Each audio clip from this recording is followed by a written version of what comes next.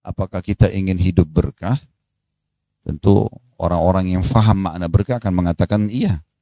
Makna berkah artinya tercukupi. Ya, jadi kalau makanan itu dianggap berkah, pendapatan itu dianggap berkah, rumah tangga itu berkah, keturunan itu berkah, persahabatan berkah, berarti mencukupi. Ya. Kemudian dikatakan selain tuntunan hidup berkah, juga panjang umur. Itu tidak ada orang yang tidak ingin panjang umurnya. Kalau ditawarkan apakah Anda ingin meninggal sekarang atau dipanjangkan umur, kita akan katakan ingin panjang umur. Kalau orang-orang beriman, panjang umurnya tujuannya agar memperbanyak amal saleh, ya, dan memohon ampun dari kesalahan-kesalahan sehingga nanti dia bisa mendapatkan maksimal pahala pada hari kiamat dan selamat dari siksa Allah. Kalau orang-orang kafir mungkin mereka ingin menambah dosa-dosa mereka. Ya. Tapi kita sekarang bicara seorang muslim, karena kita sedang membedah buku berhubungan dengan bahasan seorang muslim. Dan buku ini ditulis oleh Amir bin Muhammad Al-Mudhari. Saya selalu sarankan kalau Bapak Ibu beli buku, ya, tentu saja kita fokus melihat apa yang ingin disampaikan oleh penerbit dan penulis. Di sini kalau kita lihat ada maksud dan tujuan yang disampaikan oleh penerbit, bisa dilihat di halaman 6 dan halaman 7. Ya. Karena di awal-awal itu adalah pembukaan, ya. Ini pun sebenarnya masih masuk dalam muqaddimah buku, ya. Tapi beberapa lembar sebelumnya itu adalah pengantar penerbit dari halaman 3. Isinya itu memuji Allah Subhanahu wa taala. Tapi pesan yang penerbit ingin sampaikan, buku ini diterbitkan dan disebarluaskan di tengah-tengah masyarakat kita, inilah yang ingin dijadikan sebagai sebuah target. Saya bacakan di halaman 6 biar jelas buat kita dulu. Betapa banyak manusia menghabiskan waktu mereka yang sangat berharga itu dengan kegiatan yang sama sekali tidak bernilai, jauh dari kata berharga. Padahal jika seseorang menggunakannya dengan optimal, niscaya waktu yang dilaluinya akan menjadi wadah yang penuh berisi mutiara amal saleh yang memberatkan timbangan dan menggembirakan pemiliknya di akhirat kelak. Paragraf ini memberikan jawaban kepada kita dan Bapak Ibu sudah bisa ambil sebuah kesimpulan sederhana. Oh, ternyata buku ini sedang membahas bagaimana memaksimalkan umur yang Allah berikan, waktu dan kesempatan ini semuanya berisi dengan hal-hal yang bermanfaat. Tidak ada yang sia-sia, apalagi dosa. Inilah yang sedang diinginkan oleh penerbit dan ini penting sekali untuk diketahui. Sehingga Bapak Ibu kalau beli buku jadi tahu, oh ternyata buku ini sebenarnya isinya seperti ini. Ya. Kemudian diangkatlah firman Allah Subhanahu wa taala surah Al-Asr oleh penerbit di situ. Sebagai orang beriman cukuplah dengan firman Allah Subhanahu wa taala yang telah bersumpah demi masa. Surah Al-Asr kita semua hafal dan ini nanti akan jadi fokusan bahasan kita. Saya bacakan Al-Asr ayat 1 sampai ayat 3. A'udzubillahi minasyaitonirrajim wal 'asr innal insana lafi khusr illa alladziina aamanu wa 'amilus shalihati wa tawashaw bil haqqi wa tawashaw bis sabr. Allah bersumpah di sini demi masa. Jadi bahasa Arabnya waktu itu asr, ya. Waktu. Tapi karena ada alif lam wal asr, berarti Allah ingin waktu tertentu, bukan semua waktu. Yang dimaksud adalah waktu kalian di dunia. Allah bersumpah, hati-hati, perhatikan baik-baik waktu dan umur yang aku berikan untuk kalian di dunia. Lalu ayat 2-nya Allah mengatakan innal insana lafi khusr. Inna ini dalam bahasa Arab dikenal dengan harfut ta'kid. Ya, untuk memastikan sesuatu kalau dalam bahasa Arab ada penekanan maka pakai inna, anna, ya, lakinna. Sini Allah mengatakan innal insana. Terjemahan bahasa Indonesianya sungguhnya. Dia pasti manusia itu banyak sekali mengalami kerugian-kerugian. Maksudnya selama di dunia. Kenapa? Karena mereka membuang-buang waktunya. Mereka tidak isi dengan hal-hal yang bermanfaat. Kalau seandainya Bapak Ibu sekalian di saat ini, di detik ini, kita mengunjungi sebuah kuburan, kemudian di situ ada satu kuburan terbuka, dan ada orang yang mati dari sekian banyak di kuburan itu dibangkitkan, kemudian diberikan opsi buat dia.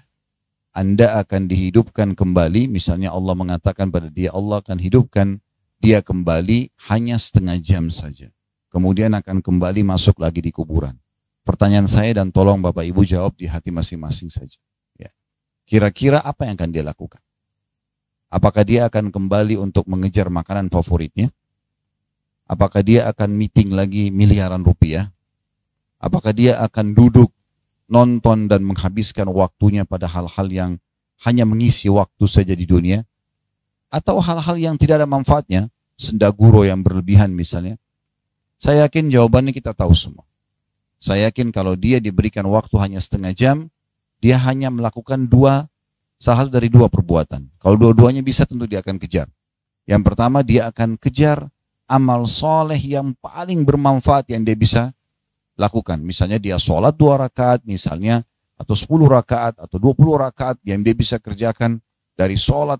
Mungkin yang Allah bolehkan buat dia misalnya sholat wudu, sholat taubat, atau dia mungkin memperbanyak zikir kepada Allah, atau dia berbanyak istighfar kepada Allah. Ya. Apa saja amal-amal yang dia kerjakan, yang dia bisa kerjakan gitu. Atau yang kedua, dia bertobat dari dosa-dosanya. Tidak akan ada opsi yang lain.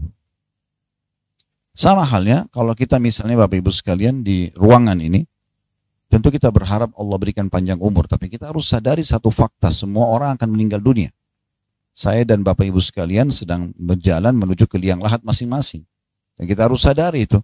Tidak harus masuk IGD dulu misalnya. Ya. Karena orang yang lalu lalang di depan rumah sakit lebih banyak daripada orang yang masuk di rumah sakit. Berarti yang meninggal dalam kondisi sehat lebih banyak daripada orang yang meninggal dalam kondisi sakit. Saya bukan menakut-nakuti, tapi memberikan penyadaran. Karena ini tujuan utama bahasan buku kita. Bagaimana nanti kita menyadari kalau Allah masih memberikan umur, maka jangan disia-siakan. Penting sekali untuk digarisbawahi. Kalau seseorang di antara kita sekarang di ruangan ini, tiba-tiba dia melihat malaikat maut. Dan itu pasti terjadi satu waktu.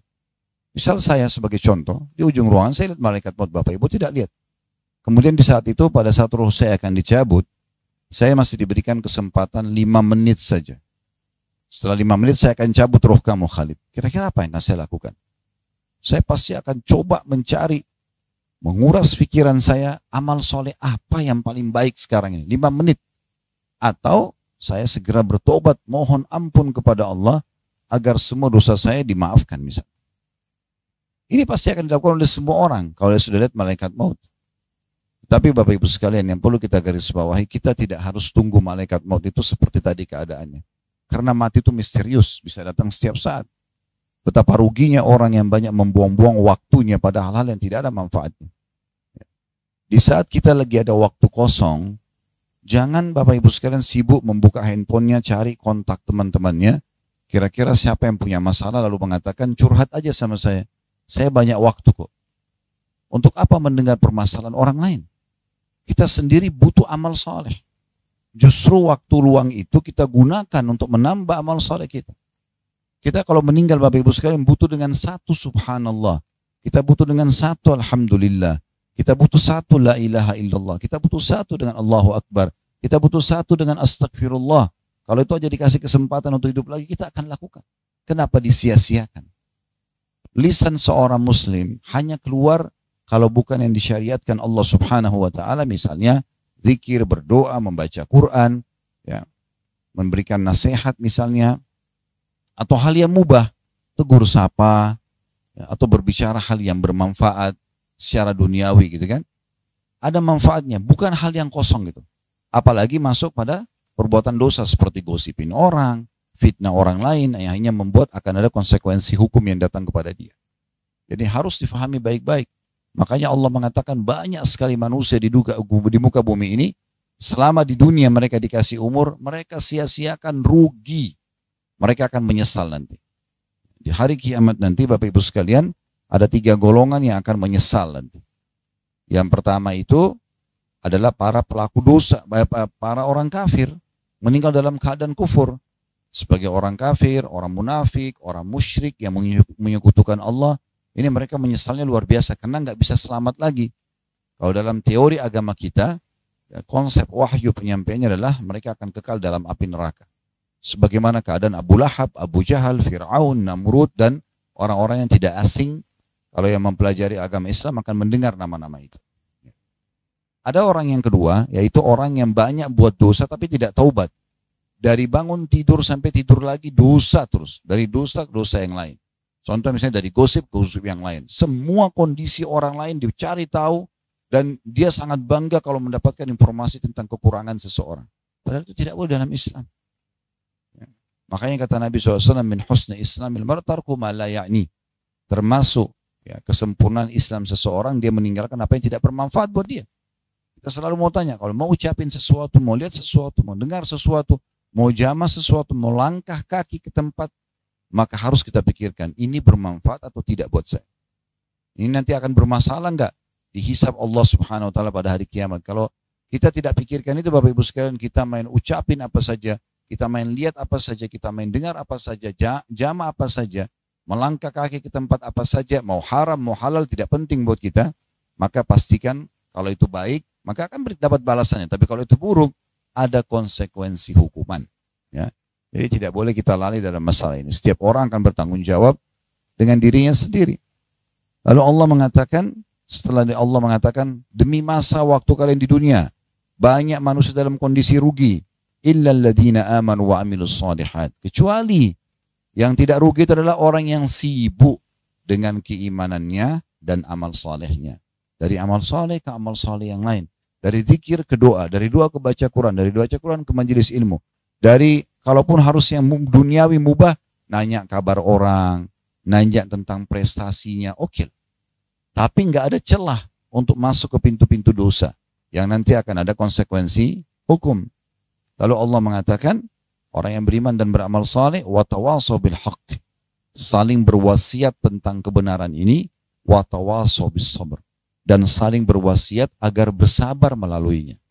Agar bersabar melaluinya. Golongan, saya kembali tadi ke golongan orang yang menyesal. Yang pertama orang kafir, munafik dan orang musyrik. Yang kedua orang banyak berbuat dosa, gitu kan?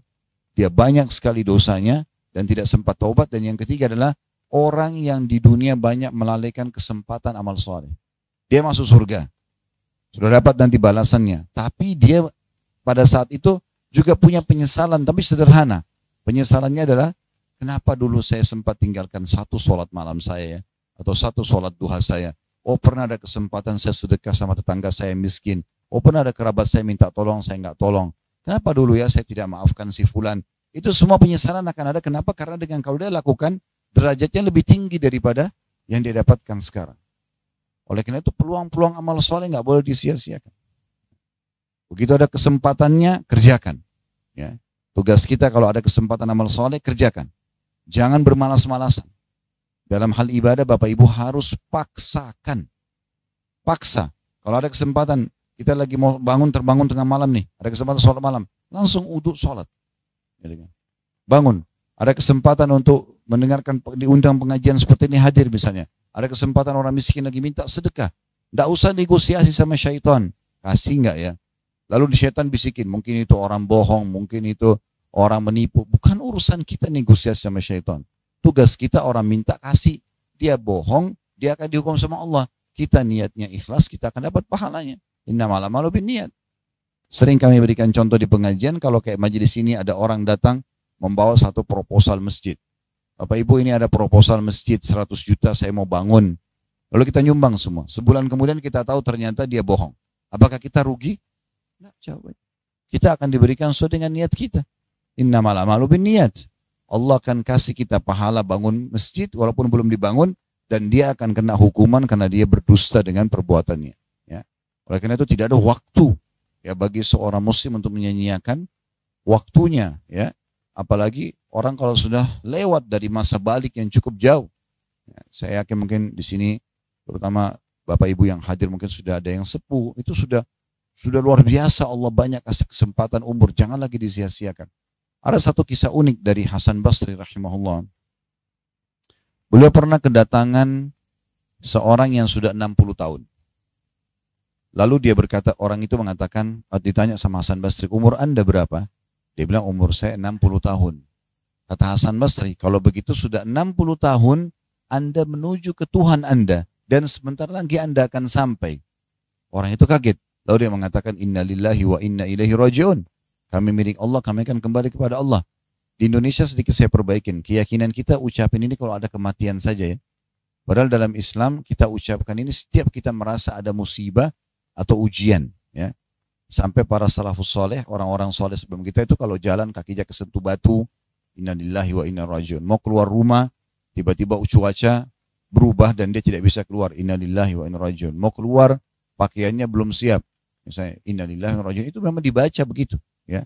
Ini bukan cuma orang mati saja. Setiap ada ujian kita ucapkan itu. Maka pada saat dia bilang begitu, kata Hasan Basri, apa kau tahu makna kalimat yang kau ucapkan? Dia bilang tidak. Kata Hasan Basri, maknanya kamu milik Allah dan kamu akan kembali. Artinya orang yang tahu dia akan kembali kepada Tuhannya, dia akan tahu. Dia harus tahu kalau dia akan dihisab. Akan Allah perlihatkan amal baik dan amal buruknya. Maka orang itu mengatakan, kalau begitu apa yang harus saya lakukan? Kata Hasan Basri, ini nasihat beliau ya. Perbaikin sisa umurmu ke depan, ya, maka Allah akan memaafkan kesalahanmu yang lalu dan memberikan balasan atas kebaikanmu yang akan datang. Tapi kalau kamu masih merusak sisa umurmu ini, masih berisi dengan dosa-dosa dan maksiat, pelanggaran dan pelanggaran, maka Allah akan hukum kamu dengan masa lalumu dan masa akan datang. Oleh karena itu Bapak Ibu sekalian, kita harus sadari, semua keputusan ada di tangan kita masing-masing. Kalau yang lalu telah berlalu, tapi ke depannya kita harus jauh lebih baik daripada sebelumnya. Mumpung Allah kasih umur. 1 hari umur saja Bapak Ibu sekalian itu sudah sangat mahal. Saya pernah buat satu ceramah judulnya inilah hari emasmu. Saya hanya bahas tentang hari yang Allah kasih. Kayak sekarang ini, hari ini Allah kasih kita kesempatan di hari Selasa untuk duduk di pengajian ini. Ini hari emas. Kalau yang lalu itu umur kita yang sudah berlalu. Yang umur 30 tahun, 40 tahun, 50 tahun, 60 tahun, berapapun umur kita yang hadir di sini misalnya, maka itulah umur pasti yang kita miliki. Karena sudah kita lalui dan kita nikmati. Sisa ke depan kita tidak tahu. Apakah kita masih hidup atau tidak, kita tidak tahu. Jadi jangan selalu berangan-angan dengan umur ke depan, kita belum tahu. Yang lalu sudah berlalu nih. Kalau itu baik, kita isi dengan amal soleh, maka hari ini tambah itu. Kalau yang lalu buruk, hari ini bertobat. Ini hari emas. Karena belum tentu kita hidup besok. Kita nggak tahu. 1 detik ke depan ini kita tidak tahu masih hidup atau tidak. Maka harus jeli. Ya, kita yang harus menyadarkan diri kita sendiri. Dan itu pentingnya majelis ilmu seperti ini Bapak Ibu sekalian. Memberikan penyadaran kepada kita. Pengajian itu yang penting adalah apa yang sedang disampaikan dan tidak penting siapa yang menyampaikan. Kalau itu benar dan itu bisa membawa kita pada pertambahan keimanan. Kalau Allah, kalau Rasul, Allah berfirman, Rasulullah bersabda, terima, amalkan. Ya. Karena tidak mungkin para da'i, para ustadz, para kiai datang ke rumah Bapak Ibu semuanya ketuk pintunya, ayo sholat, ayo puasa, nggak mungkin. Kami hanya bisa pegang mikrofon begini dan mengingatkan. Maka orang yang cerdas mendengar, masuk merenungi dengan pikirannya, masukkan dalam hatinya. Aplikasikan dalam kehidupan sehari-hari. Nah ini akan terjadi nanti penyesalan yang besar. Nah, itu yang dimaksudkan dengan makna surah Al-Asr ini. Kemudian dikatakan di situ, setelah terjemahkan surah Al-Asr, kita baca di halaman 7-nya, supaya tidak merugi, maka jagalah keimanan itu. Inilah waktu dengan amal saleh, ya. Atau isilah waktu dengan amal saleh. Maaf, ya. Dan ajaklah orang lain untuk mendekatkan diri kepada Allah Subhanahu wa taala. Maksudnya mulai sekarang setelah baca ini, ya, seperti itu pesannya sebenarnya benar-benar. Setelah baca ini Anda harusnya sadar, Anda butuh amal saleh. Tidak ada yang bisa mengerjakan kecuali Anda sendiri. Dan supaya juga bisa lebih konsisten, maka ajak juga orang lain dalam kebaikan. Jangan sebaliknya. Kita jadi penyebab ajak orang selalu dalam dosa, gitu kan? Ajarin orang bagaimana cara gosip, bagaimana cara menipu, bagaimana cara berzina, bagaimana cara ini dan itu. Jangan, nanti kalau dia kerjakan, kita juga dapat dosa dia. Kemudian dikatakan, dan ajaklah orang lain untuk mendekatkan diri kepada Allah Subhanahu wa taala, lalu bersabarlah dalam semua itu. Ya, kita butuh kesabar. Sabar kata ulama ada 3, sabar dalam mengerjakan ketaatan. Jadi kayak bangun sholat malam, duduk di majelis ilmu seperti ini, baca Quran, apalah, umroh dan haji, butuh kesabaran. Karena pasti akan godaan syaitan berat untuk membuat kita tidak melakukannya. Yang kedua, sabar dalam meninggalkan kemaksiatan. Semua kita pasti punya peluang berzina, berbohong, menipu. Tapi sabar, kalau sedang datang bisikan syaitan jangan diikutin. Karena itu haram dalam Islam. Dan yang ketiga, sabar dalam ujian harian. Sakit, ya gangguan orang, nah itu semua sabar. Itu yang dimaksud dalam sabar itu. Lalu dikatakan di sini, lalu bersabarlah dalam semua itu. Rasulullah SAW telah memberikan nasihat yang sangat mendalam bagi kita semua. Dalam sabda beliau, igtanim khamsan qabla khamsin. Ambillah keuntungan pada 5 perkara sebelum datang 5 perkara yang lainnya. Syababaka qabla haramik. Yang pertama adalah masa mudahmu sebelum datang masa tuamu atau pikun. Di sini maksudnya masa muda adalah masa yang masih sehat. Ya, jadi bukan umur saja. Ya, jadi kita sayangkan kadang-kadang kalau anak-anak masih belasan tahun, masih ABG, oh itu masih belum saatnya ibadah, belum saatnya tutup aurat, belum saatnya masuk di masjid. Apa-apa puas-puasin dulu. Kadang-kadang orang tuanya bahkan yang jadi penyebab anaknya begitu. Udah ibu dulu begitu kok, nggak apa-apa. Ayah dulu begitu kok. Kalau kita punya masa lalu yang kelam, jauh dari Allah, Bapak Ibu sekalian jangan diwariskan kepada anak-anak kita. Wariskan sesuatu yang baik. Kalau kita sekarang umur 30 tahun, 40 tahun, 50 tahun baru kenal Al-Quran, maka anak kita harus di bawah 10 tahun sudah hafal Quran kalau perlu. Tutupi kesalahan kita di situ, jangan malah wariskan. Maaf, saya tidak kenal siapapun hadir di sini, secara pribadi tentunya. Maka kalau saya berikan contoh, jangan anggap itu sedang menyinggung Bapak Ibu sekalian. Sama sekali tidak ya. Tapi ada banyak orang kasusnya, dia hamil di luar nikah misalnya. Lalu dia bilang sama anak perempuannya, nggak apa-apa ibu dulu begitu kok. Ya, misal contoh. Ya. Atau ada seorang ayah misalnya anak laki-lakinya ugal-ugalan. Oh nggak apa-apa, ayah juga begitu. Coba aja semuanya. Seakan-akan silakan buat kejahatan, buat kemaksiatan. Kok aneh? Kenapa bukan anak dijadikan amal jariah? Kenapa bukan kita malah tutupin kesalahan kita yang lalu dengan memperbaiki anak-anak kita itu? Kalau perlu mulai sekarang mereka harus sholat 5 waktu, mereka tutup aurat dari kecil, mereka segala macam. Jadi tutupin di situ kesalahan kita dengan memperbaiki keturunan kita. Kemudian di sini dikatakan, jadi maksimalkan masa muda sebelum masa tua. Ya, lalu dikatakan wasihhataka qabla saqamik. Dan juga sehatmu sebelum sakitmu. Ya, mumpung masih sehat, ya, maka gunakan baik-baik untuk ibadah. Gunakan baik-baik untuk berzikir, berdoa, majelis ilmu, bersedekah, maksimalkan. Sebelum nanti datang masa sakit di mana orang sudah tidak bisa lagi beraktivitas. Kemudian yang ketiga, waginaka qabla faqrik. Masa kayahmu, kamu mampu. Di sini kaya bukan harus kaya raya, tapi sudah punya kemampuan, punya pendapatan, punya tabungan sebelum datang masa miskinmu. Artinya sedekahkan. Keluarkan di jalan Allah. Karena Nabi SAW pernah menasihatin para sahabat membuka wacana pikiran mereka, dan sekaligus kita juga bisa fahami hal yang sama sekarang ya.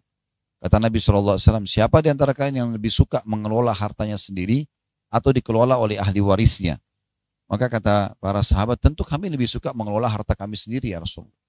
Kata Nabi SAW, sesungguhnya harta yang kamu sedekahkan di masa hidupmu, itulah yang kamu kelola sendiri. Karena akan kau terima nanti di timbangan amal hari kiamat. Dan yang kamu tabung terus, tidak disedekahkan, itu yang kamu biarkan ahli warismu mengelolanya. Belum tentu mereka bangun masjid, belum tentu mereka buat amal buat kita. Sekarang manusia banyak tidak paham masalah ini. Mereka sibuk nabung, padahal mereka bisa meninggal setiap saat. Kalau meninggal berarti tidak bisa lagi diapa-apakan harta itu. Sudah milik orang lain. Gitu kan? Pernah terjadi di Saudi, Bapak Ibu sekalian, kisah nyata. Ini pernah saya sampaikan juga di pengajian yang lain. Ada satu orang kaya raya di Saudi, ini kisah nyata. Hartanya sangat banyak. Seingat saya, ya kalau saya pernah hitung-hitung waktu disebutin dalam real, itu mungkin sekitar 600 miliar sekian uang yang ditinggalkan. Cuma orang ini kena sibuk kerja terus gitu. Maka dia pun akhirnya meninggal dunia. Belum sempat menikah. Jadi tidak punya pasangan hidup, tidak punya anak. Kerabatnya mayoritasnya kerabat jauh. Yang orang tuanya sudah meninggal, pamannya sudah tidak ada. Maka pada saat dia meninggal, pemerintah Saudi mengambil alih harta yang cukup banyak itu. Lalu mencari tahu, memberikan kepada pengadilan agama di sana, mencari tahu siapa kerabatnya jadi ahli warisnya. Ditemukan ada sepupu dia yang cukup jauh, ada 3 orang. Dipanggillah 3 orang ini ke pengadilan. Setelah hadir di pengadilan, lalu kata hakimnya, apakah kalian tahu kenapa kami panggil? Mereka bilang, kami tidak tahu. Kami juga tidak merasa punya kesalahan kenapa harus dipanggil di pengadilan. Maka kata hakimnya, apakah kalian kenal si Fulan? Fulan ini maksudnya orang kaya yang meninggal itu. Mereka bilang, iya kami kenal. Tapi kami tidak terlalu dekat dengan dia. Karena orangnya selalu ya, menjauh dari keluarga. Eksklusif gitu ya. Maka kata hakimnya, dia baru meninggal dunia. Kerabatnya pun tidak tahu kalau dia meninggal gitu. Dia baru meninggal dunia. Dan meninggalkan harta yang cukup banyak. Kami tidak menemukan ahli waris kecuali kalian bertiga. Dibagilah harta tersebut. Orang-orang yang tadinya miskin, tiba-tiba menjadi kaya luar biasa. Karena satu orang bisa mewarisi 200 miliar. Ya. Maka pada saat itu dibagi, setelah tanda tangan, semuanya akan cair dananya. Sebelum keluar dari pengadilan, kata hakimnya begini, ini kejadian nyata. Dia bilang, saya ingin memberikan kalian saran. Kalian kan mendapatkan harta yang melimpah ini, tidak melalui kerja. Bukan kalian kerja, yang kerja si mayit. Bagaimana kalau kalian masing-masing mengeluarkan uang, ini dalam rupiahnya, 1 miliar satu orang. Dari 200 miliar ya. Ini keluarkan 1 miliar, ini 1 miliar, jadi 3 miliar. Terus bangunkan masjid untuk pemilik uang. Berarti mereka masih punya 199 miliar kalau dia keluar 1 miliar itu. Apa yang terjadi Bapak Ibu sekalian? Tiga-tiganya nolak ahli warisnya. Yang pertama bilang begini, wahai hakim, saya sudah lama hidup susah. Sekarang saya jadi kaya begini, saya mau nikmati. Seakan-akan dia tidak mau keluarin 1 miliar, tidak mau dikeluarin. Padahal ini uangnya si mayit. Kemudian yang kedua mengatakan, saya punya utang banyak, saya ingin lunasi. Ya sebanyak apapun utangnya tidak akan sebanyak itu. Tapi memang dia tidak mau memberi. Nah yang ketiga mengatakan, hakim begini saja. Orang pemilik harta ini memang betul kerabat kami. Mereka juga kami jadi warisan, mendapatkan warisan dari hartanya. Tapi pertanyaan sederhana, kenapa dia semasa hidupnya tidak keluarkan buat dirinya? Kenapa kami harus keluarkan sekarang? Sebenarnya ini perkataan salah ya. Tapi ada juga benarnya di sisi yang lain. Kenapa orang ini semasa hidup tidak bersedekah? Kenapa dia tunggu nanti dia mati orang lain sedekahin? Kalau orang kerjakan, kalau enggak, ini kisah nyata ini. Begitulah orang kalau terus menerus sibuk menabung dan tidak pikirkan masalah akhiratnya. Para salafus saleh, Bapak Ibu sekalian, itu selalu sibuk setiap hari bersedekah hartanya. Karena dia tahu dengan penuh keyakinan. Ini dalam teori agama kita ya. Dalam hukum agama kita, uang yang Bapak Ibu keluarkan, harta yang disedekahkan, itu akan dibawa nilainya ketimbangan amal nanti. Bahkan dilipat gandakan minimal 10 kali lipat. Misal kita sedekah 1 juta rupiah ke satu orang miskin, kita lunasi utangnya, penuhi kebutuhannya, biayai anaknya sekolah, pembangunan masjid atau apa sajalah, anak yatim, perbaikan jalan misal. Maka 1 juta itu akan mungkin kelihatannya habis tuh. Misalnya dipakai makan oleh orang miskin itu, atau dibayar utang dan segala macam. Tapi nilai 1 juta tidak hilang buat kita. Akan diterima nanti di timbangan amal hari kiamat, bahkan dilipat gandakan minimal 10 kali lipat.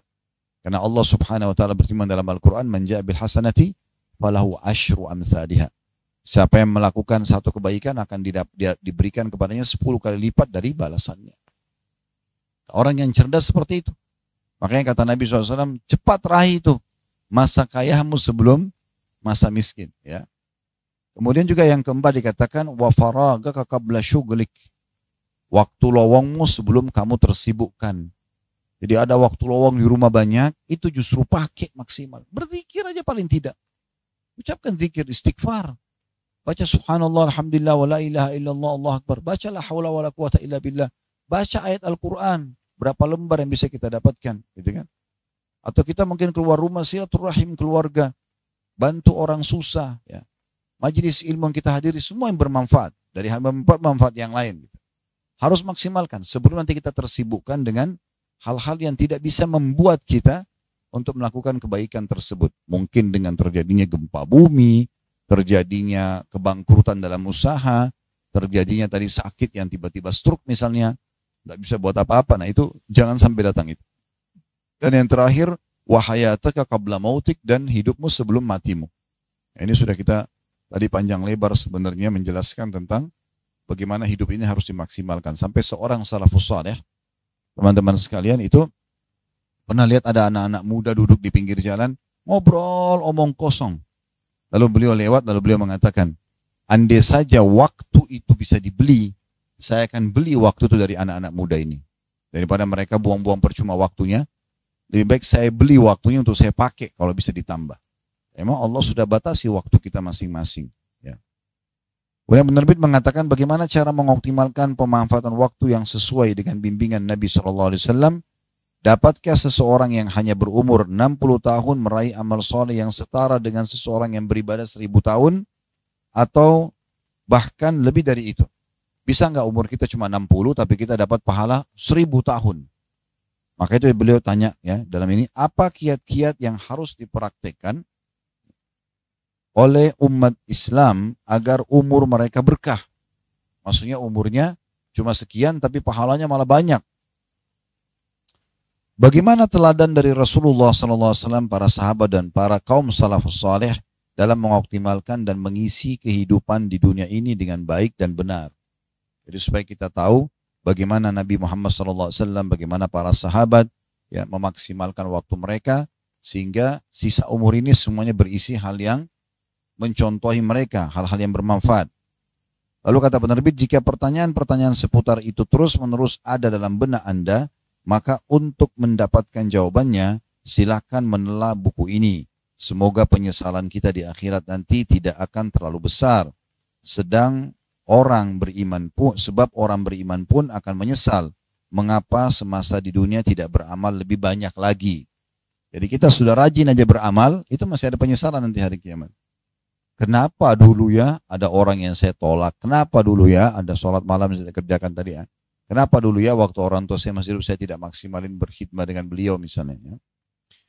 Terlebih lagi orang kafir yang tidak mengerti amal soleh sedikit pun. Namun sayang, seberapapun besarnya penyesalan mereka dan sekalipun air mata darah keluar tumpah dari mata mereka karena penyesalan itu, tetap saja mereka tidak akan dikembalikan lagi ke dunia. Ya, di sini dikatakan dalam bahasa Inggris, tapi the game is over, maksudnya permainan sudah berakhir, takdir sudah terukir, dan masa penangguhan telah berlalu. Tinggal tanda kutip merasakan siksaan di neraka, na'udzubillah, kata beliau. Akhir kalam, semoga buku ini menjadi salah satu sebab bagi meningkatnya kualitas usia kaum muslimin, mempertinggikan keberkahannya, dan mengoptimalkan amal soleh kita semua. Amin. Kemudian beliau tutup dengan salawat. Nah ini baru kita bahas tentang masalah tujuannya. Jadi memang ada tujuan. Semua penulis itu pasti dan penerbit punya tujuan menerbitkan buku ya. Karena kita bedah buku jadi saya seperti ini. Kemudian juga yang perlu diperhatikan dalam masalah buku ini atau dalam setiap beli buku, lihat daftar isi. Nah, daftar isi itu ada datang di halaman 10 di situ ya. Tentang masalah apa saja isi buku ini. Nanti dari sini Bapak Ibu bisa tahu, oh ternyata isi buku ini nih yang dibahas. Nah gitu. Gak apa-apa baca buku itu tidak berurut dari bab pertama, gak masalah. Yang penting kita mulai baca. Karena banyak orang beli buku, cuma suka judulnya, beli dipajang di rumah, gak pernah dibaca. Apalagi kalau sampai mau mengkhatam, menghabiskan, itu jarang sekali. Nah ini salah satu sebab kenapa kami sering menggunakan metode pembedahan buku. Jadi supaya Bapak Ibu ya terbiasa untuk sering membaca buku. Karena persentase masyarakat kita membaca buku ini masih sangat kecil. Sangat kecil ya. Kita mungkin lebih suka melihat, mendengar daripada membaca. Padahal sebenarnya membaca itu penting sekali, menambah wawasan kita. Dan kalau makin banyak ilmu kita, kita juga makin ya berhati-hati dalam melangkah, teliti, jeli, ya, sehingga semuanya hal-hal yang bermanfaat saja. Dalam mukaddimah buku, penulis juga di sini mengangkat tentang masalah surah Al-Asr tadi, tidak kita ulangi lagi, ya. Dan insya Allah kita akan masuk ke bahasan kita sekarang di bab atau bahasan yang pertama, mengapa Allah Azza wa Jalla bersumpah dengan masa. Dan kita akan fokus bahas ini saja. Insya Allah sisanya kita akan lanjutkan nanti di pertemuan kita yang kedua. Jadi buku kecil ini itu membutuhkan beberapa kali pertemuan untuk menyelesaikannya ya. Dan 30 atau 31 poin itu belum dibahas. Nanti akan ada di bab setelahnya ya. Poin demi poin akan kita bahas untuk mendapatkan keberkahan dan panjang umur ala Nabi SAW. Baik, sekarang kita akan fokus membahas subjudul khusus mengapa Allah Subhanahu wa taala bersumpah demi masa atau demi waktu tadi di dunia. Sudah saya berikan kronologisnya tadi, kita perkuat bahasan kita dengan apa yang ditulis oleh penulis, bisa dilihat di halaman 15 ya.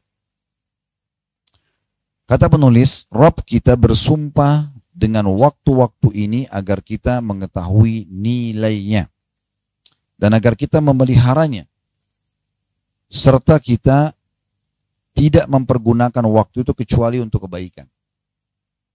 Saya ingin tanya dulu Bapak Ibu sekalian, pernah nggak Bapak Ibu duduk, ya, maaf mayoritas ibu-ibu di sini, pernah nggak ibu-ibu ya secara khusus di sini berpikir merenungi kenapa saya ada di muka bumi ini? Kenapa saya ada di sini? Kenapa pada saat saya lahir, ya, kemudian semua ini sudah ada. Udara, pergantian siang dan malam, kita sudah punya status orang tua, ini ibu, ini ayah saya.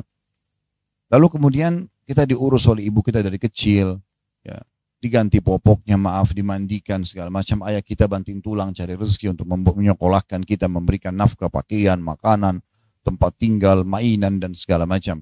Sampai mulai kita besar, orang tua kita terus mengejar supaya kita berprestasi yang bagus di sekolah, misalnya, dan mereka sedih pada saat kita tidak dapat.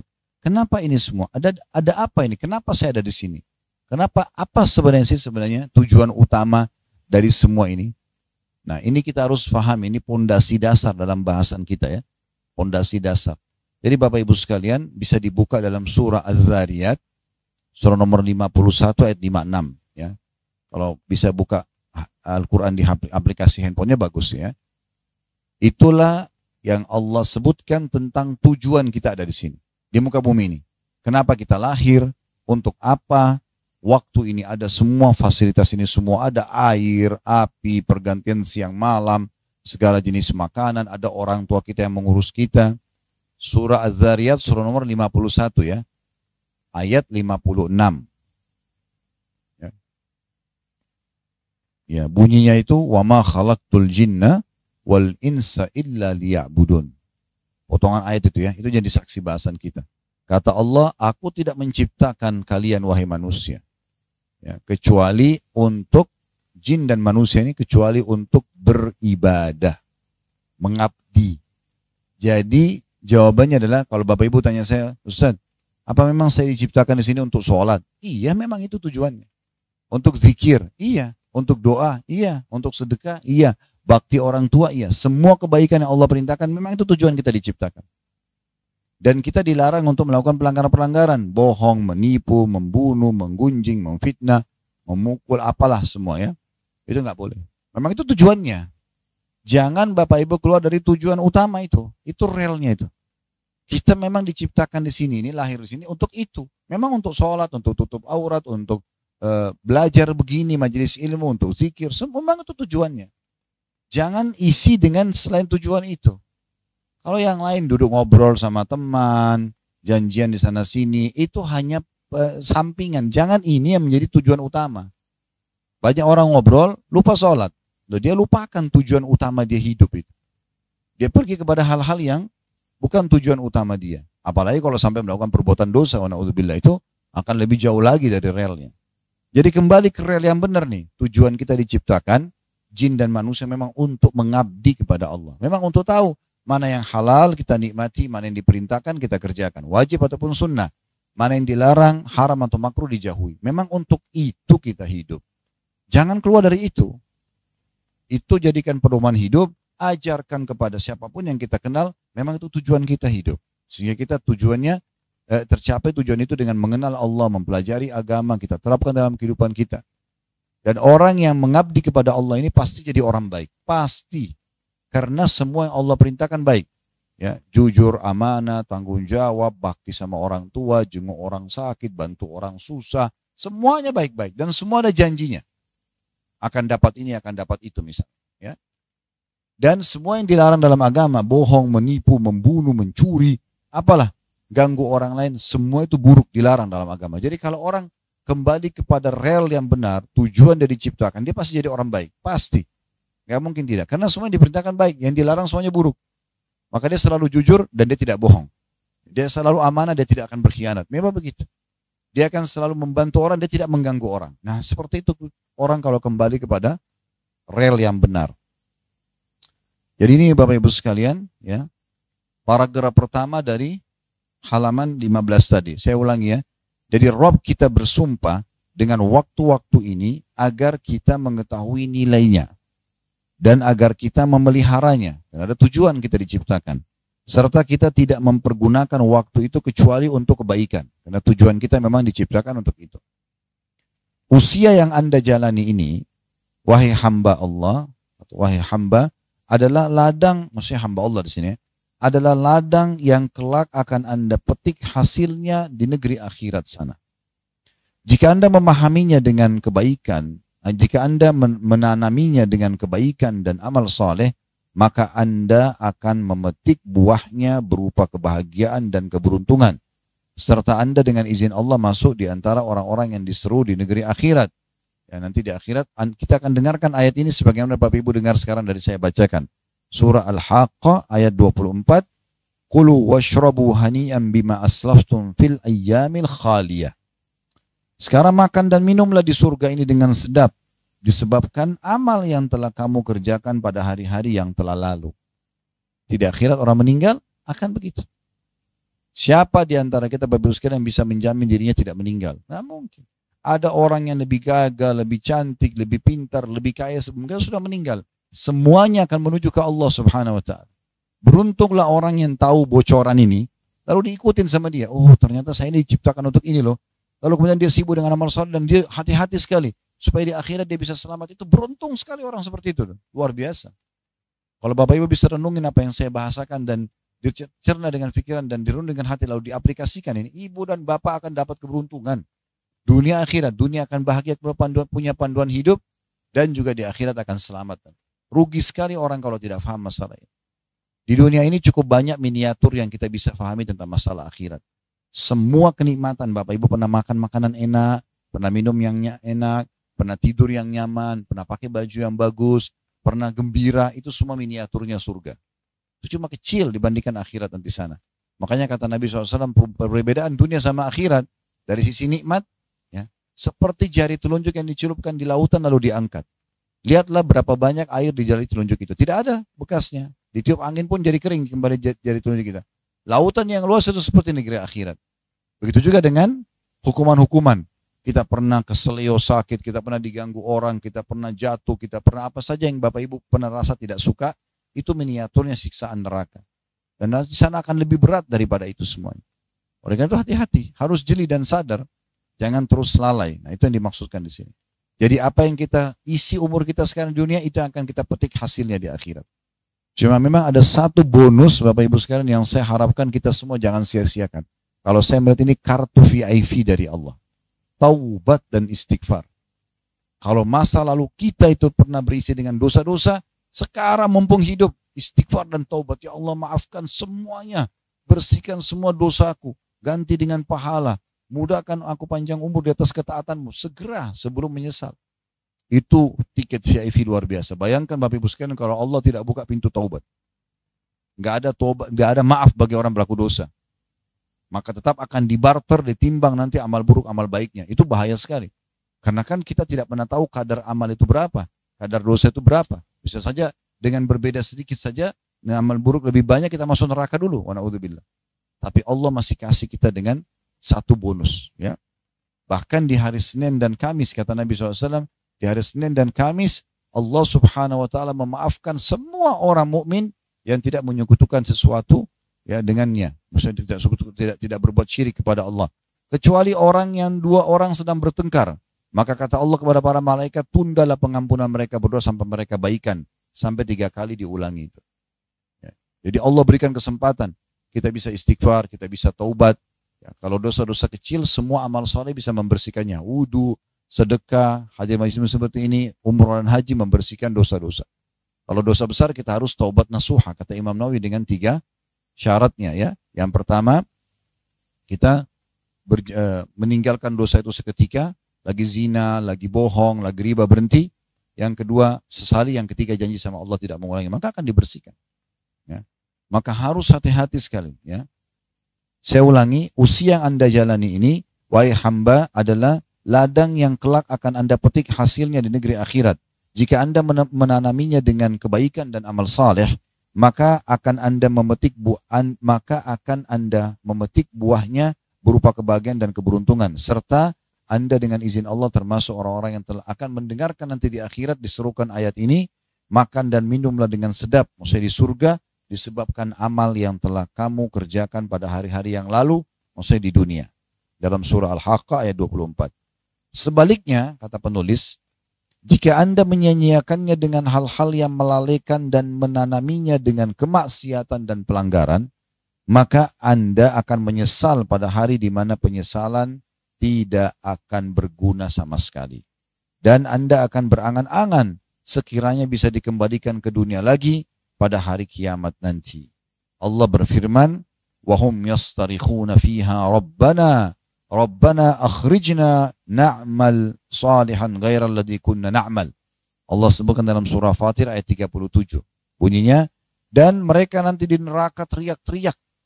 Ahli neraka itu teriak-teriak. Apa yang mereka teriak-teriak? Kita sudah dapat bocorannya sekarang. Jangan jadi seperti ini nanti. Ya Rabb kami, wahai Tuhan kami, keluarkanlah kami dari neraka ini. Niscaya kami akan mengerjakan amal soleh yang berlainan dengan apa yang telah kami kerjakan dulu. Maksudnya, kami akan, kalau kamu keluarkan kami dari neraka, ya Allah, kami kembali dunia, kami akan amal soleh. Tidak mau lagi buat dosa. Tapi sudah tidak ada manfaatnya mereka ucapkan itu.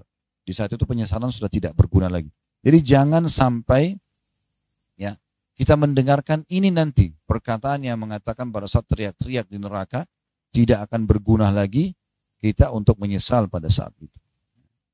Dan akan dikatakan kepadamu. Di sini beliau lanjutkan lagi dengan firman Allah yang lain dalam surah Fatir ayat 37 masih berlanjut ini ya. Awalam nu'ammirkum ma yatazakkaru fihi ma tazakkara wa ja'akumun nadhir fadhuku fama lidh-dhalimina min nasir. Dan apakah kami tidak memanjangkan umurmu dalam masa yang cukup untuk berfikir bagi orang-orang yang mau berfikir?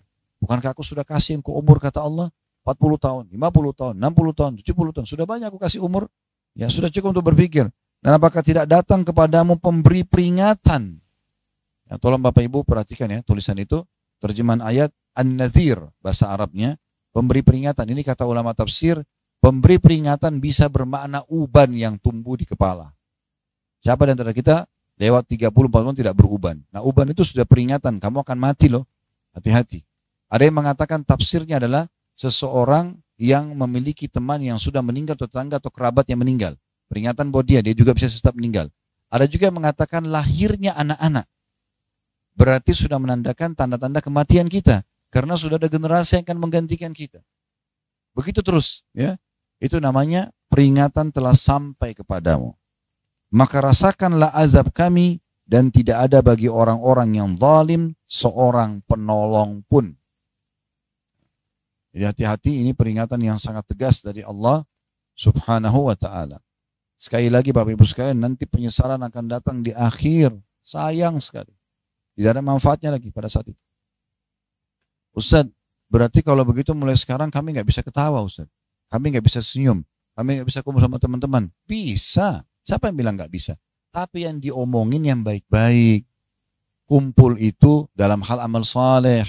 Saling mengingatkan kebaikan. Bicara masalah pendidikan anak. Bicara masalah bagaimana kalau ibu-ibu melayani suami dengan baik. Bicara tentang apa? Kebaikan. Jangan lagi gosipin. Si fulan sudah tahu belum? Ini baru buka WA pagi-pagi sudah tahu belum? Sudah tahu apa nih? Pembantunya dia ribut. Suaminya cerai sama istrinya. Untuk apa ini? Tahu berita orang. Ya, makin kita tidak tahu makin bagus. Ya, Bapak Ibu sudah tahu belum? Dalam rumah tangga saja, ulama mengatakan tidak boleh seorang suami atau istri mengatakan begini.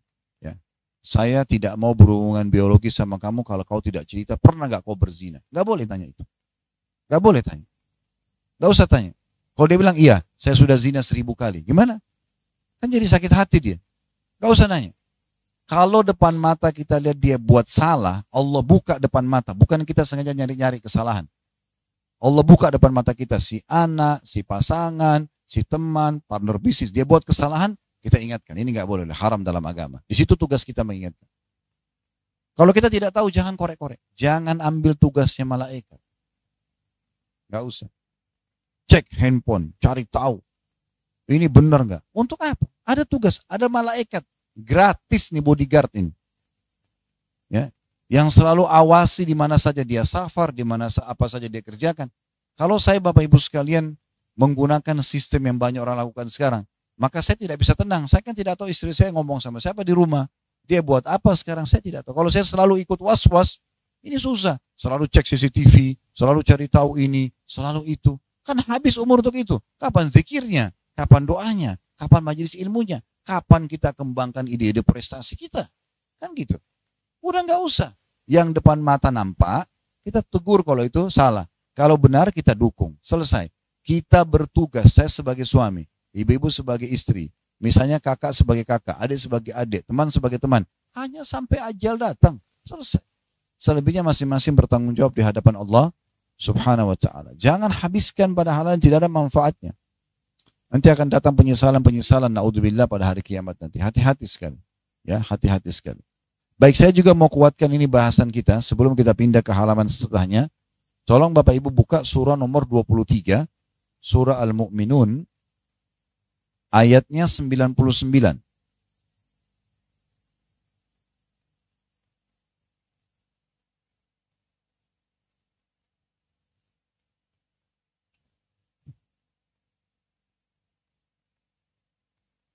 Ya, ayat 99. Saya juga lagi buka.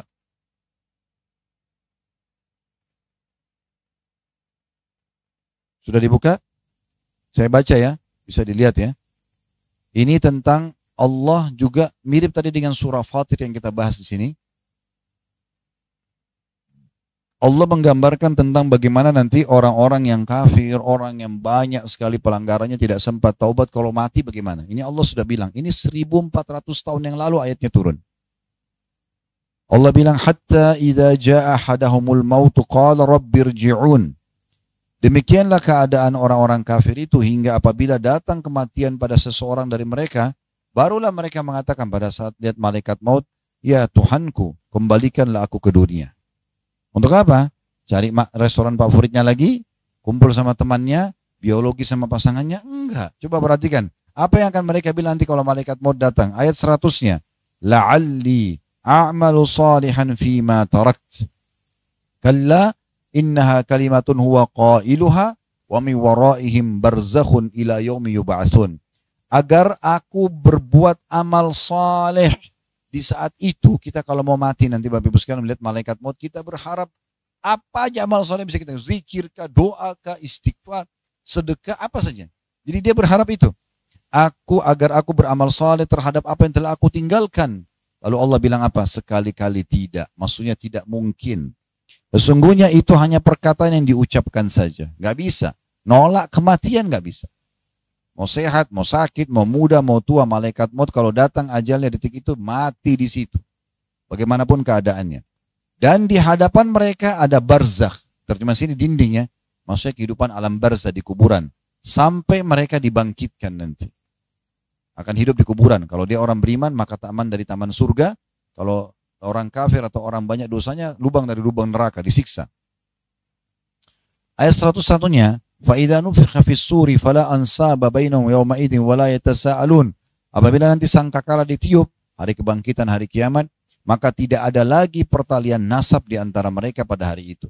Gak ada lagi kakak cari adiknya, adik cari kakak, suami cari istri, istri cari suami, orang tua cari anak, gak ada lagi. Orang pada ketakutan semua nanti pada hari kiamat itu. Dan tidak ada pula mereka saling bertanya.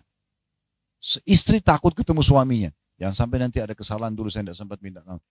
Suami takut ketemu istrinya. Orang tua takut ketemu anaknya. Ya, anak ketemu orang tua. Takut semuanya hari kiamat. Makanya selama dunia jangan buat masalah sama orang. Orang masalah sama kita terserah dia. Dia gosipin kita, dia fitnah. Biarin kita panen pahala. Jangan kita yang punya masalah sama orang. Nanti akan dituntut hari kiamat. Ya. Maka hati-hati sekali. Itu juga Allah kuatkan di ayat lain ya.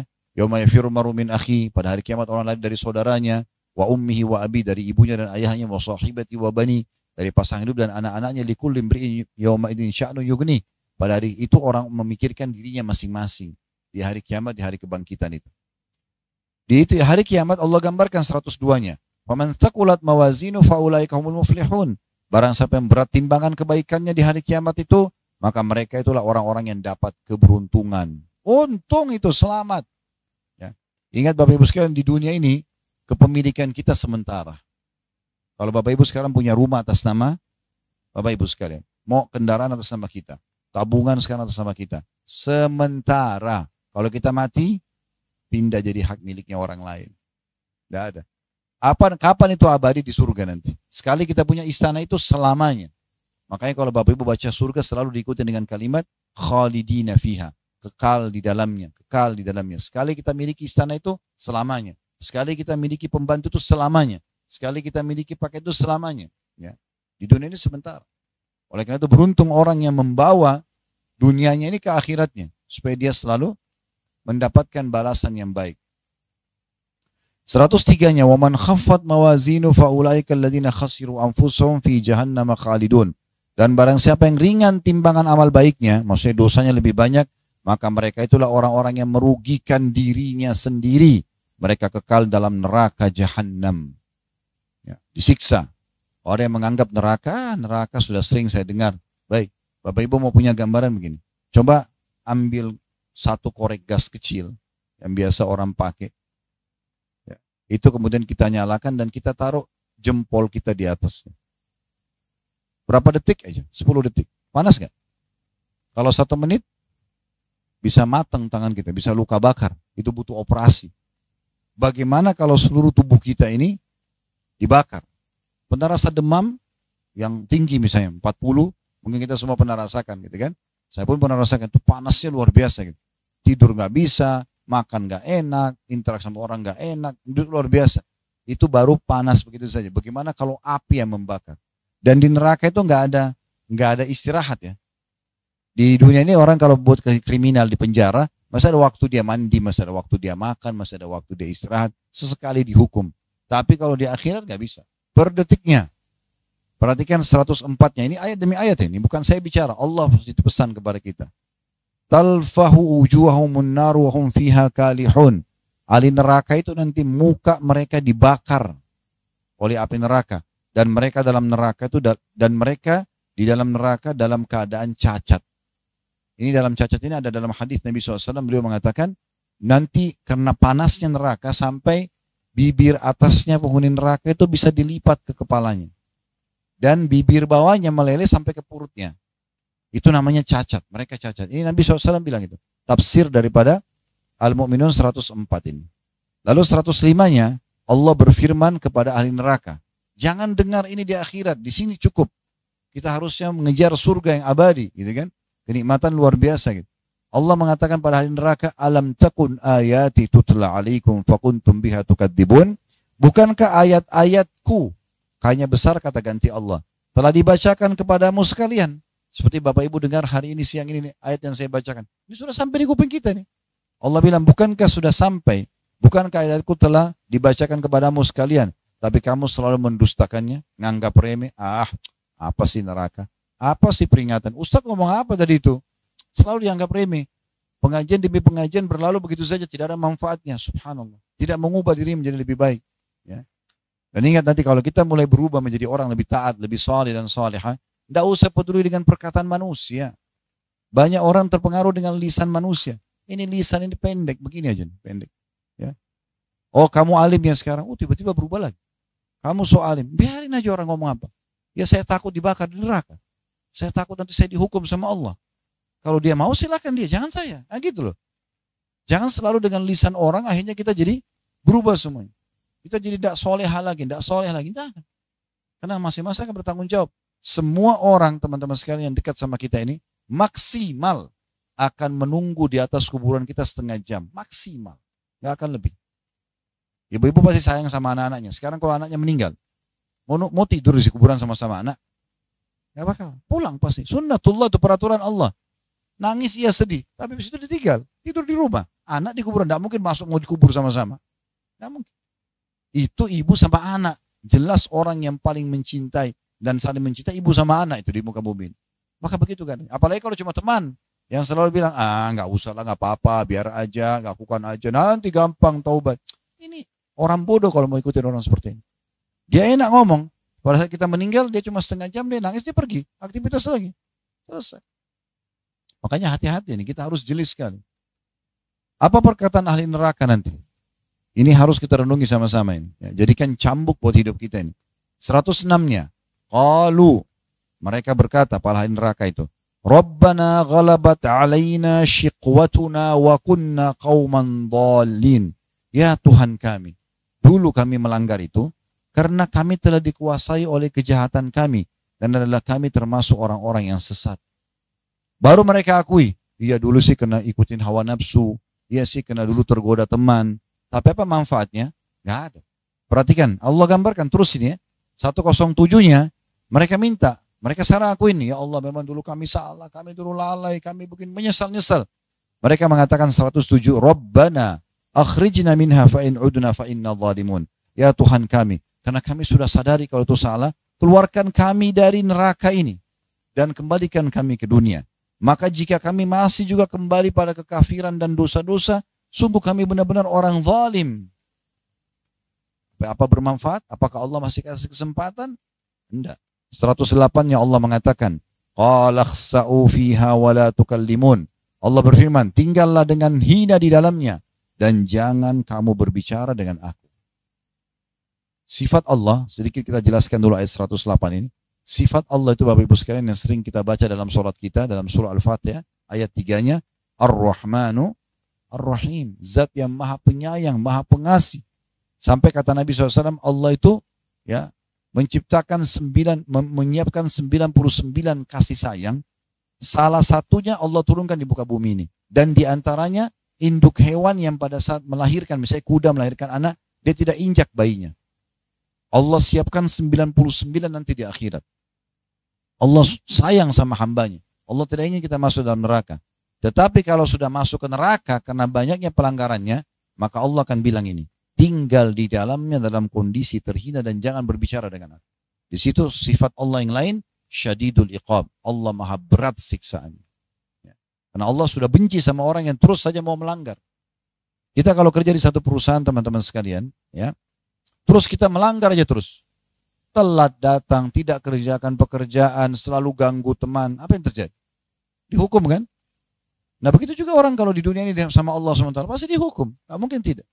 Tapi kalau dia menjadi seorang pegawai yang berprestasi, on time kalau datang, suka mengerjakan pekerjaan dengan bagus, maka dia akan dapat gajinya, akan dapat bonusnya, akan naik jabatannya. Nah begitu keadaannya. Sudah ada dalam kehidupan kita ini sebagai sebuah contoh. Ada sebuah hadis yang perlu kita khawatir gitu, ya, dengan ancaman di dalamnya. Kata Nabi SAW tentang tafsir surah Al-Mu'minun ayat 108 ini, nanti ahli neraka akan berkata kepada para malaikat penjaga neraka, tolonglah sampaikan kepada Allah agar kami diringankan siksakan. 1 hari saja, gitu kan? Maka para malaikat tidak berbicara dengan mereka, seingat saya sekitar 500 tahun. Enggak bicara, enggak dijawab, dibiarin aja. Setelah itu baru malaikat mengatakan, kalian akan tetap di sini, terhina. Lalu kata Nabi Muhammad SAW, mereka mulai memanggil Allah. Allah yang maha pengasih dipanggil sama ahli neraka ini. Ya Tuhan kami, tolonglah, keluarkanlah kami. Kalau kami kembali dunia lagi, ternyata kami masih berbuat dosa, kami zalim. Maka yang terjadi adalah Allah tidak menjawab mereka, kata Nabi Muhammad SAW, seumur dunia. Miliaran tahun, Allah nggak jawab. Setelah miliaran tahun pun, Allah jawab dengan ini. Ayat 108, qala khsa'u fiha wa la tukallimun. Kata Allah setelah miliaran tahun nih, ya, tinggallah kalian di dalam neraka itu dalam kondisi terhina dan jangan pernah berbicara denganku. Maka pada saat itu kata Nabi SAW, semua ahli neraka menyesal luar biasa sampai keluar dari tempat air mata mereka darah. Dan kalau seandainya air mata mereka di neraka itu mau diarungkan kapal di atasnya, maka bisa kapal itu jalan di atas air. Air mata loh ya. Di neraka itu Bapak Ibu sekalian digambarkan dalam banyak hadis, orang kalau disiksakan keluar darah, keluar nanah, itu enggak dibersihin. Dibiarin aja begitu numpuk dan dijadikan sebagai makanan sama minuman mereka lagi. Itu luar biasa itu. Jangan dianggap remeh. Jadi kalau ada yang dengar ceramah tentang neraka, dengarin baik-baik. Wih, ini ancaman nih, bahaya banget nih. Orang cerita tentang surga, kejar, amal soleh. Kalau enggak bahaya. Ya, bahaya sekali ini, hati-hati ya. 109-nya Allah berfirman, innahu kana fariqum min ibadi yaquluna rabbana amanna faghfir lana warhamna wa anta khairur rahimin. Sesungguhnya kalian pernah mendengar dan mengetahui segolongan dari hamba-hambaku yang berdoa di dunia. Ya Tuhan kami, ini orang-orang soleh dan soleh, selalu berdoa, azan sholat, tutup aurat, selalu diingatkan, ini proyek ini, enggak itu haram, saya enggak mau. Dia hati-hati sekali. Ada sekelompok hamba-hambaku yang berdoa di dunia, ya Tuhan kami telah beriman, maka ampunilah kami dan berilah kami rahmat dan engkau adalah pemberi rahmat yang paling baik. Lalu ayat 110-nya Allah cerita ini, Allah gambarkan nanti bagaimana mereka akan diancam dan dihardik di hari kiamat ini. Fattakhadtumuhum sikhriyan hatta ansaukum dzikri wa kuntum minhum tadhakun. Lalu kamu menjadikan mereka buah ejekan. So alim. Apaan sih majelis taklim? Kenapa harus pakai jilbab begitu? Kenapa harus pikir ini halal atau haram? Udah nggak apa-apa, gini dan begitu. Ya. Kamu menjadikan mereka buah ejekan sehingga kesibukan kamu mengejek mereka menjadikan kamu lupa mengingat aku dan adalah kamu telah atau selalu menertawakan mereka. Lalu Allah bilang 111-nya, Inni jazaituhumul yawma bima sabaru annahumul faizun. Sesungguhnya aku, hanya besar kata ganti Allah, memberi balasan kepada mereka di hari ini. Maksudnya orang-orang yang soleh dan solehah tadi, karena kesabaran mereka, sesungguhnya mereka itulah orang-orang yang menang. 112-nya, Allah tanya lagi ahli neraka. Qala kam labithtum fil ardi adada sinin. Allah bertanya pada ahli neraka, berapa tahun lamanya kamu tinggal di bumi? Kalau ada orang tinggal 60 tahun, 70 tahun, anggap umurnya 100 tahun, Allah tanya, berapa lama kamu tinggal di bumi? Pada saat di akhirat nanti ini yang terjadi. 113. Qalu labithna yawman aw ba'da yawmin fas'alil 'adin. Mereka menjawab, kami tinggal di bumi sehari atau setengah hari saja. Maka tanyakanlah kepada orang-orang yang menghitung.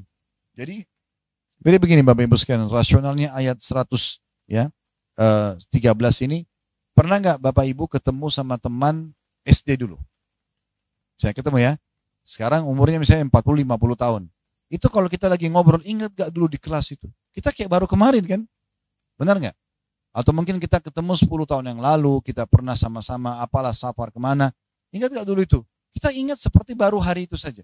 Begitu nanti di akhirat. Semua paket kita lahir di muka bumi sampai meninggal, oh cuman ini ya. Begitu nanti. Sebentar sekali ini Allah sudah bocorkan. Ahli neraka itu hidup berapa puluh tahun pun, berapa ratus tahun pun mereka akan bilang, sepertinya cuma sehari atau 2 hari. Rugi banget itu. Ya, dia menyesal tapi tidak ada gunanya pada saat itu. Lalu Allah mengatakan 114-nya, Qala illa bistum illa qalila law annakum kuntum ta'lamun. Allah berfirman, kamu tidak tinggal di dunia memang atau di bumi melainkan sebentar saja. Maka kalau sesungguhnya kamu mengetahui, maksudnya kamu menyadari. 115 terakhir, afahasibtum annama khalaqnakum abathan wa annakum ilaina la turja'un. Maka apakah kamu mengira bahwasanya sesungguhnya kami menciptakan kamu secara main-main? Kamu lahir di muka bumi ini, tadi punya sistem, punya orang tua, punya segala macam. Ini main-main saja, ya. Dan kamu tidak akan dikembalikan kepada kami? Tanda tanya. Maksudnya kamu kira tidak akan dibangkitkan, tidak akan ditanya amal baik, amal burukmu? Itu kebodohan. Ya. Maka Allah memberikan ayat-ayatnya ini supaya kita menyadari tentang bahayanya waktu yang berlalu dan disia-siakan. Baik, kita lanjutkan buku kita. Ya. Ini masih ada sekitar 2 lembar lagi. Di halaman 17-nya, yang dimaksud dengan tadi, dalam surah Fatir ayat 37, ya kita kembali tadi ke halaman 16-17 ya. Dan apakah kami tidak memanjangkan umurmu dalam masa yang cukup untuk berfikir bagi orang yang mau berfikir, dan apakah tidak datang kepadamu pemberi peringatan? Tadi saya katakan pemberi peringatan itu bisa uban, bisa lahirnya anak, bisa meninggalnya orang yang dikenal. Dan maka rasakanlah ya azab kami dan tidak ada bagi orang-orang zalim seorang penolong pun. Di halaman 17 yakni, bukankah kami telah menjadikan kamu memiliki usia yang panjang? Usia yang panjang adalah hujjah atau argumentasi untuk membantah kelalaian orang-orang nanti. Allah telah memberikan kesempatan kepada hamba yang dihidupkan hingga 60 atau 70 tahun. Siapa saja yang merenungkan, maka ia akan mengerti bahwa kehidupan kita ini terbatas dan bisa dihitung dengan tahun dan hari. Bahkan dengan jam dan detik. Tanpa kita bisa menambah 1 detik pun. Usia kita ini pendek bila dibandingkan dengan umur umat-umat terdahulu yang berusia ratusan tahun. Seseorang dari mereka ada yang hidup 100 tahun atau lebih, bahkan hingga 1000 tahun. Seperti umatnya Nabi Nuh ya, mereka itu umurnya sampai 1000 tahun. Adapun umat ini, maka usianya sebagaimana disampaikan oleh Nabi Muhammad SAW a'maru ummati ma baina sittina ila sab'in wa aqalluhum man yajuzu dzalik. Umur umatku hanya antara 60 sampai 70 dan hanya sedikit dari mereka yang melampaui usia itu. Hadis ini diriwayatkan ya oleh Tirmidzi dengan sanad hasan. Jadi ada orang meninggal sebelum 60, ada orang meninggal setelah 60 atau 70 tapi sangat sedikit. Umumnya orang umat Islam ini, umat Muhammad hanya 60 sampai 70. Jadi kalau ada yang sudah mendekati angka-angka ini, hati-hati ya. Jangan terus lalai. Kata beliau, seandainya kita pindah di halaman 18 ya. Tanda kutip, seandainya seseorang hidup berusia 60 tahun, 20 tahun darinya dipakai untuk tidur dengan asumsi seseorang tidur 8 jam sehari. Kan kita punya 24 jam sehari ya. Kalau kita tidur 8 jam berarti sepertiganya sudah hilang. Kan 8 kali 3 24 ya. Jadi kalau 8 jam tidur maka sudah habis 20 tahun. Kemudian dikatakan 15 tahun sebelum balik. Itu juga belum dicatat amal. 5 tahun untuk makan dan waktu yang dipakai untuk santai 20 tahun. Yang tersisa tinggal 20 tahun yang mencakup waktu-waktu untuk bekerja. Demikianlah tidak diragukan lagi. Jadi berapa tahunkah ibadah yang kita alokasikan dari dunia kita? Tanda tanya. Walaupun kita andaikan usia, ya, walaupun kita andaikan usia seluruhnya adalah untuk ibadah, yaitu 60 tahun, maka itu pun hanya setara dengan 3 menit saja bila dibandingkan dengan hari kiamat yang seharinya adalah sama dengan 1000 tahun. Sebagaimana dijelaskan dalam surah Al-Hajj ayat 47. Jadi kalau Bapak Ibu buka surah Al-Hajj surah nomor 22 ayat 47 ini, Allah menyebutkan itu ya. Kalau satu hari di sisi Tuhanmu sama dengan 1000 tahun waktu dunia. Ya. Jadi waktu akhirat itu satu harinya sama dengan 1000 tahun waktu kita di dunia. Jadi rasionalnya mirip dengan hitungan waktu kita dengan lalat misalnya. Ya, mungkin satu hari kita itu sama dengan sekian tahunnya lalat ya, dan seterusnya. Itu contoh saja ya, sehingga kita bisa tangkap dari situ perhitungan memang waktu yang cukup panjang di akhirat itu sangat masuk akal. Lalu beliau mengatakan di sini, sesungguhnya sehari di sisi Rabbmu, itu arti surah Al-Hajj ayat 47, adalah seperti 1000 tahun menurut perhitunganmu. Saudaraku yang tercinta, kata penulis, seandainya manusia hidup selama 60 tahun dan ia menyanyiakan 1 jam dalam sehari, niscaya dia datang pada hari kiamat membawa 3 tahun yang hampir tanpa terisi satu kebaikan pun. Demikian pula sekiranya dia menyanyiakan 2 jam, berarti ada 6 tahun yang kosong dari kebaikan, bahkan mungkin terisi dengan amal-amal keburukan. Kita berlindung kepada Allah dari kehinaan, kata beliau. Berapa jamkah dalam sehari semalam waktu yang diperuntukkan bagi Allah Subhanahu wa taala, dan berapa jamkah yang diperuntukkan bagi dunia? Sebenarnya seseorang yang soleh di antara kita, jika ia melaksanakan sholat 5 waktu dalam waktu 1 jam misalnya, dan 1 jam lainnya digunakan untuk membaca Al-Quran, sholat-sholat sunnah atau selainnya, maka yang tersisa adalah 22 jam.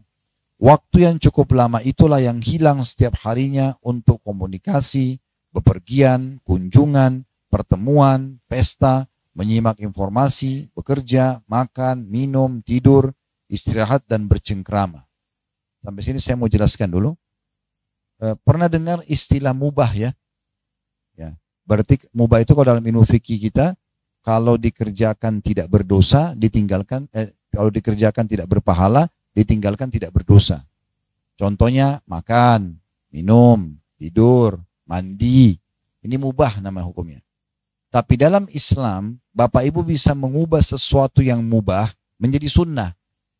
Yang tadinya tidak berpahala jadi pahala. Ini supaya kita maksimalkan. Contoh misal, Allah Subhanahu wa taala memberikan kita rasa gerah. Di saat kita gerah kita nggak nyaman, ya. Dan Allah kasih kita pada saat mandi kita segar. Agar kita selalu merawat tubuh kita mandi, gitu kan? Jenazah aja dimandikan. Tapi yang penting jangan mubadzir, jangan berlebihan. Ada orang 1 jam, 2 jam di kamar mandi. Gitu. Dia berikan hak badannya. Nah, kalau orang mandi mubah, tapi kalau dia niatkan untuk memberikan hak jasad, bisa jadi sunnah. Makan dan minum mubah. Kalau hanya sekedar hilangin lapar, haus, mubah. Nggak ada pahala, nggak berdosa juga. Yang penting dia tidak makan yang haram. Tapi kalau dia ubah niatnya untuk memberikan hak badan, karena yang memberikan menciptakan kita Allah, yang mendatangkan rasa lapar Allah, dan yang juga menunjukkan kalau lapar itu sebenarnya butuh asupan makanan adalah Allah. Yang membuat juga kita kenyang setelahnya adalah Allah. Kalau kita niatkan untuk memberi hak jasad jadi sunnah. Misal contoh. Jadi hal-hal yang mubah pun bisa kita ubah menjadi sumber pahala buat kita. Yang penting teman-teman sekalian, semua pintu pelanggaran tutup. Bagaimanapun, sekecil apapun, usahakan tutup semaksimal mungkin. Semua pintu ketaatan kerjakan. Termasuk amal-amal yang tidak pernah mungkin atau jarang kita kerjakan selama ini, mulai dikerjakan. Ingat, amalan-amalan sunnah juga ibadah. Puasa Senin Kamis, puasa Iyamul Bid, zikir pagi petang, zikir habis sholat, sholat sunnah itu ibadah, itu perintah juga. Jangan kena, oh kan sunnah, nggak dosa kalau tidak dikerjakan. Tapi sayang, amal sunnah itu akan membantu amal wajib kita. Kata Nabi SAW, nanti pada hari kiamat, awal amal dihisap oleh Allah adalah sholat. Kalau dia baik, beruntunglah orang itu. Kalau dia rusak, maka rugilah dia. Dan Allah berfirman kepada para malaikat, di saat amal sholat wajibnya hamba itu kurang, lihatlah amal-amal atau sholat sunnahnya. Kalau ditemukan sholat duha, sholat tahiyat masjid, sholat taubat, sholat wudu, sholat tahajud, itu nanti melengkapkan sholat wajib kita yang kurang. Dan ya kalau ada dilengkapkan, gitu kan. Dan itu berlaku kata Nabi SAW kepada amal-amal lain. Puasa Ramadan dibantu dengan puasa-puasa sunnah, haji dibantu dengan umroh, ya. Kemudian zakat dibantu dengan sedekah. Jadi amal-amal sunnah itu manfaatnya besar sekali. Jangan disia-siakan, mulai sekarang kerjakan. Jadi kan, apa yang kita tidak pernah kerjakan, kerjakan semuanya. Baik, selanjutnya beliau mengatakan seandainya seseorang hidup selama 70 tahun dan setiap hari ia gunakan 1 jam untuk sholat berjamaah dan 1 jam lainnya dipergunakan untuk amal-amal soleh lainnya, maka waktu yang tersisa adalah 22 jam dari 24 jam itu. Jika usia Anda yang 70 tahun dianggap 24 jam sehari semalam, maka 22 jam itu setara dengan usia Anda 64 tahun. Sedangkan yang 2 jam tadi setara dengan 6 tahun. Dan 6 jam itulah yang tersisa untukmu dari 70 tahun tadi. Kalau begitu, tidak ada lagi di hadapan kita, wahai saudaraku, kecuali kita harus mencari amal-amalan syariat yang dapat memperpanjang usia kita dan melipat gandakan amal kebajikan kita dalam usia yang pendek ini yang kebanyakannya tersia-siakan untuk berbagai urusan duniawi. Jadi ini yang dianjurkan dalam penutupan bahasan tadi di bab ini oleh penulis adalah bagaimana kalau kita sudah sadari pentingnya umur, pentingnya kita maksimalkan ibadah, coba kita sekarang, di buku ini akan dibedah panjang lebar nanti, tentang cari, ya, seperti orang kalau bisnis ya, saya Bapak Ibu punya uang 100 juta, mau diinvestasikan nih, pasti kita akan jeli mencari, kalau misalnya ada 5 perusahaan tawarkan investasi, kita akan cari perusahaan yang paling bagus kan, benar nggak? Yang paling bagus sistemnya, produknya, ya bagi hasilnya kan begitu. Nah sama juga dengan amal soleh. Seperti contoh, Bapak Ibu sholat, begitu azan sholat. Beda pahalanya dengan sholat sejam kemudian. Beda pahalanya dengan sholat 2 jam kemudian. Begitu azan duhur tadi langsung sholat. Maka pahalanya lebih besar awal waktu. Dibandingkan kita sholat 1 jam kemudian. Orang kalau sholat berjamaah aja Bapak Ibu sekalian, kalau orang ikuti takbiratul ihram imam, Allahu Akbar, kita Allahu Akbar. Mulai malaikat catat pahala. Beda pahalanya dengan orang masbuk 1 rakaat. Beda. Beda dengan orang masuk 2 rakaat. Beda dengan 3 rakaat. Beda orang cuma dapat sebelum salam. Beda pahala. Jadi usahakan cari yang terbaik. Sehingga kita selalu mendapatkan maksimal pahala. Apalagi kalau memang umur kita yang lalu itu cukup banyak berisi hal-hal yang tidak bermanfaat. Ya, seperti itu. Baik, kita tutup dengan ini ya. Ini ada satu subjudul di sini. Masih berhubungan dengan bahasan kita. Apakah umur benar-benar bisa bertambah panjang? Ya, misalnya Allah takdirkan Bapak Ibu 60 tahun. Apakah masih bisa bertambah jadi 61 tahun misalnya? Nah, ini ada bahasan sendiri. Kita tutup dengan ini ya. Di halaman 23. Hal itu disebutkan dalam hadis Anas bin Malik radhiyallahu anhu bahwa Rasulullah sallallahu alaihi wasallam bersabda, "Man habba an yubsata lahu fi rizqi wa yunsa lahu fi athari falyasir rahimah." Barang siapa yang ingin diluaskan rezekinya dan dipanjangkan umurnya. Jadi ada bahasa dipanjangkan umur ya, maka hendaklah ia menyambung kerabatnya. Ada di bawah footnote-nya nomor 1 ada HR, maksudnya hadis riwayat Bukhari Muslim. Para ulama berselisih pendapat mengenai pengertian ya hadis tentang yunsa'u lahu fi athari atau talatul umur atau memperpanjang umur. Di antara mereka ada yang berpendapat bahwa istilah ya, atau itala ini ya, dipanjangkan. Menurut hakikatnya yaitu dengan ditambahkan beberapa tahun dan atau beberapa hari. Di antara mereka ada juga yang mengatakan bahwa, dan ini yang rajih, yang paling kuat maksudnya, rajih itu yang paling kuat, bahwa yang dimaksud adalah keberkahan umur, diberi taufik untuk melakukan ketaatan, waktunya syarat dengan hal-hal yang beriman atau yang bermanfaat baginya di akhirat, dan waktunya terjaga dari kesia-siaan dalam perkara yang tidak berguna. Ibnu Taimiyah rahimahullah berkata atau menambahkan bahwa keberkahan umur inilah atau ialah dapat melakukan amal-amal kebaikan dalam waktu yang pendek, padahal yang seperti itu tidak dapat dilakukan oleh orang-orang selain dalam waktu yang lama. Jadi hadis tadi saya ulangi lagi, hadis Nabi SAW yang berbunyi siapa yang ingin diluaskan rezekinya, dipanjangkan umurnya, maka dia lanjutkan silaturahim. Apakah makna di sini dipanjangkan umur, bertambah jumlah umurnya? Ada dua pendapat ulama. Yang pertama mengatakan bertambah umurnya dari 60 ke 61. Tapi pendapat yang lebih kuat yang kedua, bukan bertambah umurnya, karena Allah sudah catat di Lauhul Mahfuz umur dia 60, maka 60 saja. Yang bertambah keberkahannya. Maksudnya, kalau kita temukan ada si A sama si B, si A ini suka beramal saleh dan silaturahim keluarga. Si B tidak suka. Kita akan temukan si A dalam umur dia 60 tahun dan si B 60 tahun, si A ini banyak sekali amal saleh sudah dia kerjakan. Sudah punya pesantren, sudah punya masjid, sudah banyak sebarin Al-Quran, sudah banyak keturunannya yang baik-baik. Nah ini keberkahan namanya. Jadi keberkahan dalam umur. Ini pendapat yang paling kuat ya dalam masalah ini. Jadi bukan berarti ditambah jumlah angka umurnya, tapi bertambah keberkahan umurnya. Sebagai penutup, di sini dikatakan oleh penulis Ruhul Ma'ani mengatakan, ini nama buku, yang dimaksud oleh Nabi SAW, yang dimaksud oleh Nabi ialah bahwa ketaatan-ketaatan itu dapat menambah umur seseorang, karena amal-amal ketaatan tersebut menjadi sebab bagi keharuman nama pelakunya. Pada umumnya amal-amal seperti itu berkaitan dengan sedekah dan silaturahim, karena keduanya dapat mendatangkan pujian manusia. Ada yang mengatakan juga karena itulah Nabi mengatakan bahwa silaturahim itu dapat menambah umur. Beliau tidak mengatakan bahwa silaturahim itu akan menambah waktu ajal seseorang. Jadi maksudnya adalah yang dimaksud di sini bertambah keberkahan daripada umur tersebut. Makanya Nabi SAW tidak mengatakan, oh berarti kalau dia silaturahim keluarga nanti akan tertunda kematiannya. Gitu kan? Tapi bahasa dipanjangkan umurnya maksudnya dipanjangkan keberkahan umur tersebut. Ya.